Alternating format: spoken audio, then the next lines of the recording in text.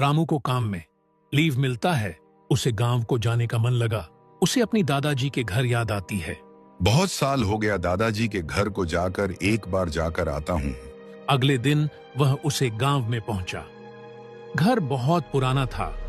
उसका दादाजी मरकर 3 साल हो गए थे। उस घर में कोई नहीं रहता था। राघव आकर कुछ समय घर के बाहर बैठा था। गांव में यूं घर को परचाई घर कहते थे। कोई उसे घर के पास बैठा है भाई भीट से देखते थे। रात हो गया। राघव खाने का कर सोने चला।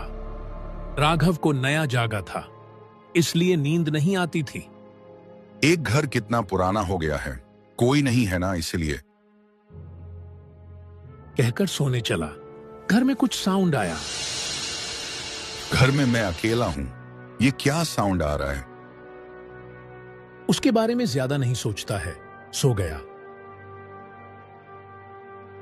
अगले दिन राघव उठकर घर से बाहर आया। उसके पास एक दादी आती है। रात तू इधर ही सोया था क्या? हाँ दादी माँ, क्यों? तुझे कुछ नहीं हुआ ना कल रात? कुछ नहीं हुआ दादी, थोड़ा समय नींद नहीं आया, फिर सो गया। अच्छा बेटा, रात कुछ साउंड आए तो दरवाजा मत खोलो, कहकर चले जाती है। राघव इस बातों को सुनकर हंस रहा था। उस दिन राघव को नींद नहीं आती है। रात 3 घंटा हो गया। राघव को घर में कोई चलने का आवाज सुनता है। राघव बाहर आकर देखता है, दरवाजे के पास कोई चलकर जाती रहती है। राघव धड़कर रूम को आया। बहुत डर गया था, चिल्लाने लगा, लेकिन उसकी आवाज नहीं आ रही थी। वह शैतानी उसके रूम के पास ही आ गई। राघव डर कर गिर गया। अगले दिन मॉर्निंग गुड कर देगा बाजू में एक बुक था। राघव उसको पढ़ रहा था।